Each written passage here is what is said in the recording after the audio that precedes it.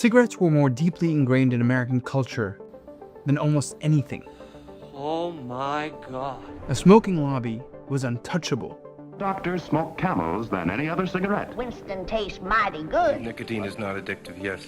Even though 100 million people died from smoking, more deaths than World War II, nothing changed.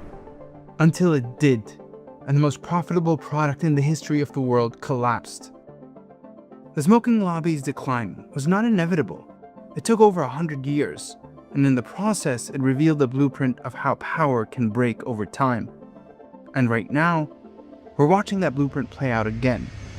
AIPAC. AIPAC said, really? Okay, we're going to spend hundreds of thousands, millions of dollars to defeat. It's like AIPAC spent $100 million in our elections. Who do you think we're occupied by? AIPAC. Today, the most powerful lobby in America is starting to show cracks.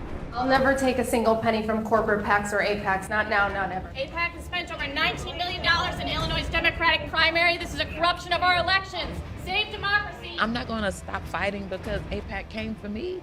The thing is this, AIPAC didn't make me, so AIPAC can't break me. The tide is turning. So the question is, are we watching a phase, or is it the beginning of the end of AIPAC? The smoking lobby already answered that.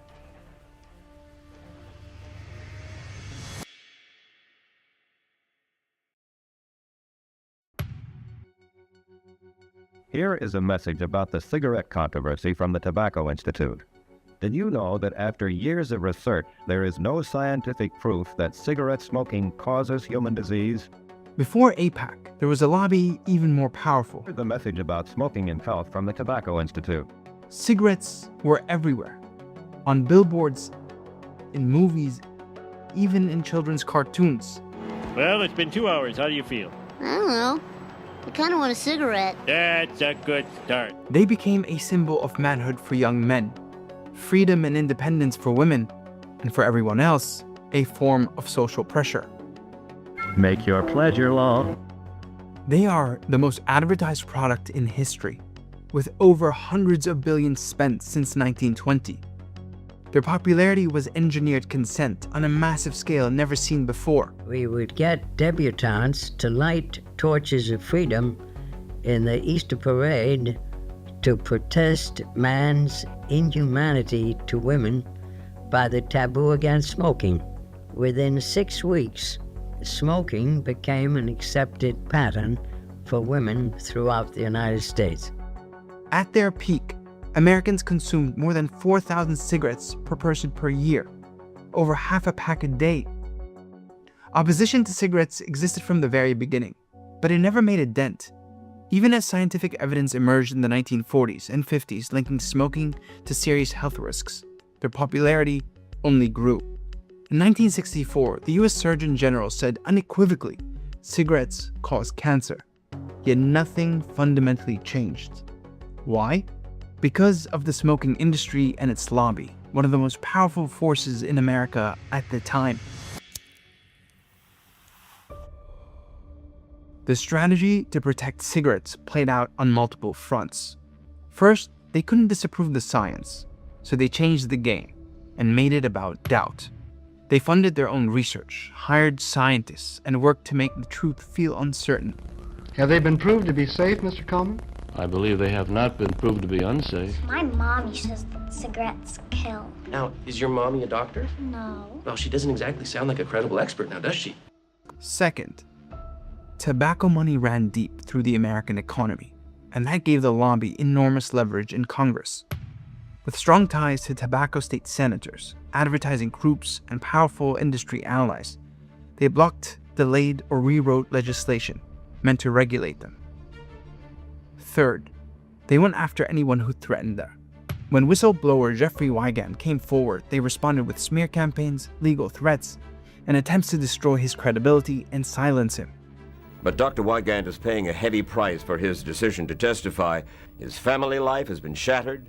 His reputation has been tarnished. Fear was part of the strategy. And finally, they changed the debate.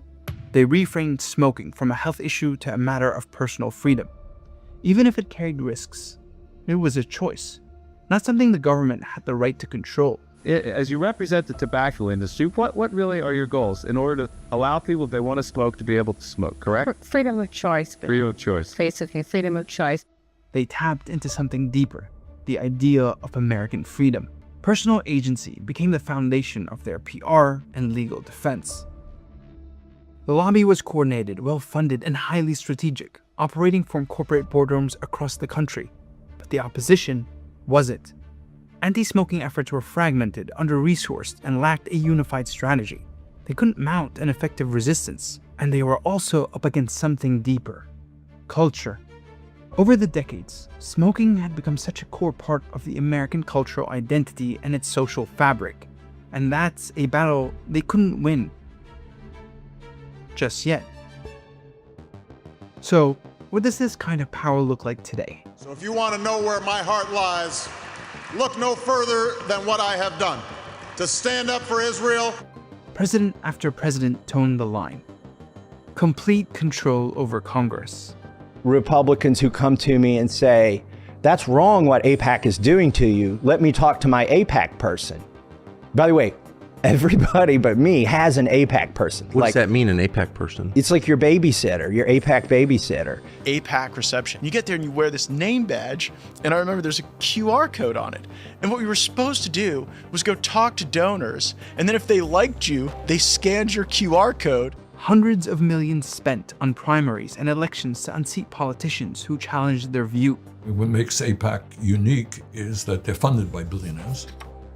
And they not only get involved in Democratic primaries, trying to defeat progressive candidates, then afterwards they go and support Republicans.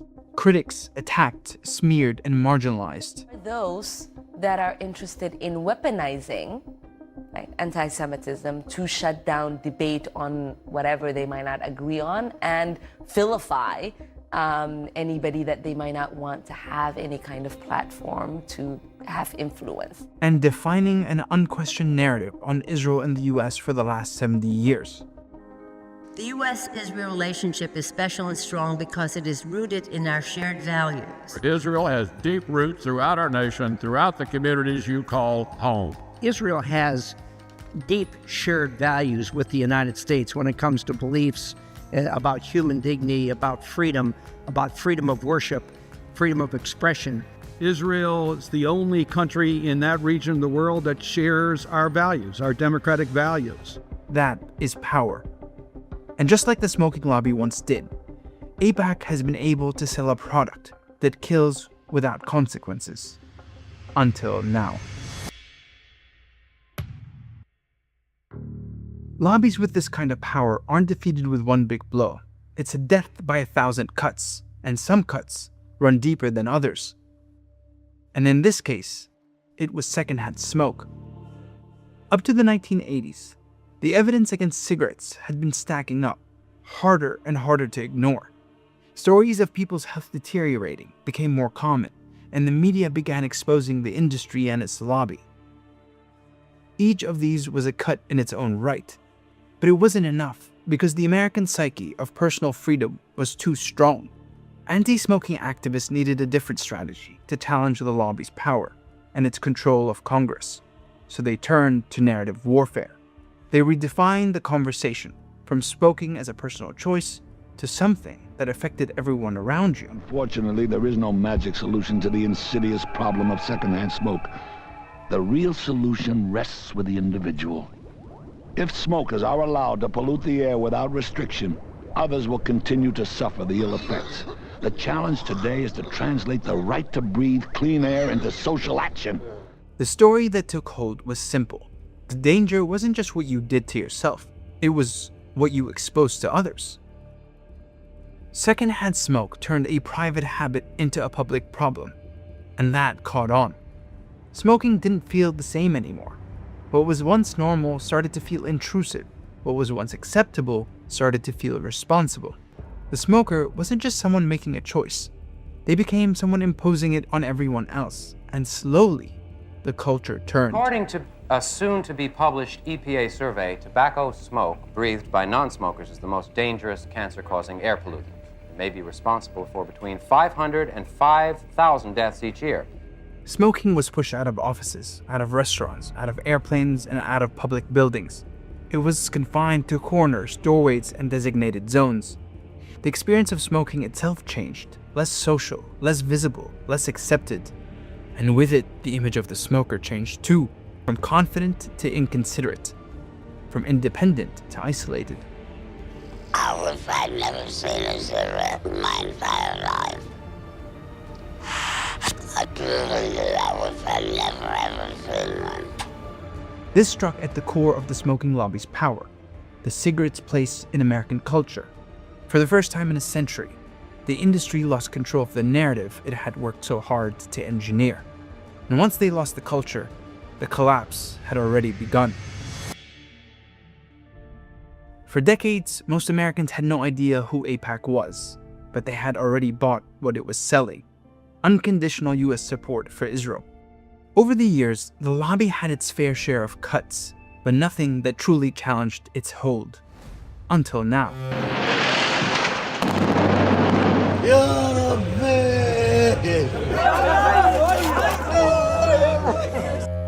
Israel's genocide in Gaza that was both live-streamed by the victims and the perpetrators.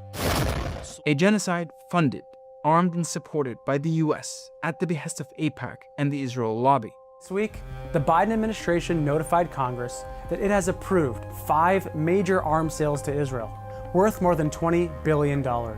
And for the first time, there was no way to hide the truth, and no amount of lying, smearing, or intimidation worked. People are finally beginning to wake up to AIPAC's grip on the public debate and the US government. Something is beginning to change. AIPAC, right? AIPAC, the lobbying group. Google searches for AIPAC in 2026, up like a rocket. They received monetary gain, massive political support, and political funding in exchange for their support and enabling of Israel's crimes against humanity. AIPAC is having me arrested for sitting outside their door, simply trying to ask, why are they spending $19 million with shady shell packs to try to persuade Illinois voters to vote for candidates who will keep giving more and more weapons and bombs to Israel to keep funding genocide and war? Joe, our media tells us that Israel has almost no influence in Washington. That all of the money they spent, $100 million in just the last election cycle, the fact that they've given to 94% of Congress, they've given $337 million to Donald Trump, lifetime #1 donor to Joe Biden, Chuck Schumer, Hakeem Jeffries, Mike Johnson. Does Israel have significant influence in Washington? Significant, more than I ever would have imagined. That the lobby has lost control of the discourse. And people now understand that the United States is doing things for Israel that are not in the American national interest. What was once normal is starting to feel disturbing. What was once accepted is starting to feel indefensible. Backing Israel isn't the default position anymore. It is becoming an outlier, and people know who to blame. And just like the smoking lobby, we are witnessing a shift in something deeper. What was once the holy grail of American culture and politics is becoming the pariah. Losing a culture set the stage for the collapse of the smoking lobby by unleashing a domino effect of fiery fury. The change didn't start in Washington. It forced its way into it. Politicians no longer feared going after the industry. For decades, taking on tobacco meant political suicide. There was too much money, too much influence, and too much public support. But once the culture turned, that protection disappeared. Now, going after tobacco was popular. State governments also began to act, not just with regulation, but with lawsuits. They weren't targeting smoking anymore, but the companies and the lobby behind it. For the first time, the question wasn't just, is smoking dangerous? It was, who should be held responsible?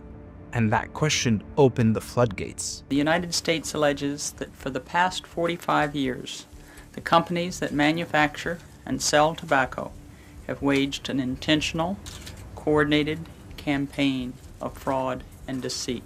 Internal documents surfaced, memos, research, strategy, revealing what they knew and how long they had known it. This is a vast trove of over 70 million pages of formerly secret tobacco industry documents. And these tell a tale of the design of the cigarette, of the effort by the industry to create a device that would create and sustain addiction. Whistleblowers came forward and exposed all their secrets. The strategy of doubt began to disintegrate, and with it their credibility. The industry began to fracture as the pressure increased and legal costs started to mount. Once public trust completely eroded, the system that had protected them was gone. In 1998, the tobacco industry agreed to the largest settlement in American history, over $200 billion in damages, including restrictions on advertising and permanent oversight. After nearly a century of dominance, the cigarette collapsed, and the lobby behind it significantly weakened. Not because of one moment, but because once they lost the culture, everything else followed. I think absolutely support for Israel has become a political liability. This is where we find ourselves with AIPAC. The cultural shift on Israel in the US is slowly forcing itself into Washington. The Dems have been divided on this Israel funding, and the numbers are certainly changing. I'll put them up on the screen. These are the Senate Democrats supporting the resolution to stop military support for Israel. Americans are refusing to support candidates in bed with AIPAC. AIPAC. I will not vote for a candidate that takes $1 from AIPAC. It's interesting. It's interesting. I haven't thought about AIPAC. Broad majority of Democrats are saying, we don't want candidates who are taking money from AIPAC. Yeah. We don't want candidates who are beholden to the Israel lobby. And politician after politician is pledging not to take money from the Israel lobby. Anyone who hopes to lead this party must condemn and reject AIPAC money. As a candidate for governor of the state of Michigan, I will not accept money from AIPAC. I'll never take a single penny from corporate PACs or AIPACs, not now, not ever. You also take AIPAC money, and you are not here to represent the interests of the people that are right before you. The system protecting Israel and AIPAC, buttressed by the billionaire class, sustained by political incentives and enforced through fear, is no longer holding the way it once did. Once it was political suicide to challenge Israel in American politics, but now it is becoming popular. First visit, I would visit the Holy Land. I would go to Israel. My fourth trip to Israel, I would stay in New York City. Just look at what happened in the New York City mayoral race. The people stood up to the system and won. This is the turning point. The shift has moved from culture into power. And once it gets there, collapse is no longer theoretical. The cigarette was the most advertised and most profitable product in history. It was backed by a lobby that was once the most powerful in the US. No one would have ever imagined that one day they would lose their power. It would have been inconceivable, but yet it did. The blueprint for the fall of the smoking lobby is the same one we are now witnessing with AIPAC and the Israel lobby. Power builds itself through culture. It protects itself through politics. But once it loses that, everything else can fall too. But that's a very big if. The collapse of the cigarette and the smoking lobby wasn't inevitable. It was a process of thousands of cuts over the course of a century. And in that time, over 100 million people died because of them. That's the cost of waiting for a system like that to collapse on its own. Americans are waking up from the delusion that supporting Israel is inevitable. But what happens next is in their hands. Episodes like these are only possible because of our Patreon supporters. Doing this work takes time, resources, and editorial independence, and we're only able to do it thanks to our community. So, if you believe in what we're doing and want to be part of this with us, you can consider joining our Patreon. It's how we keep it all going.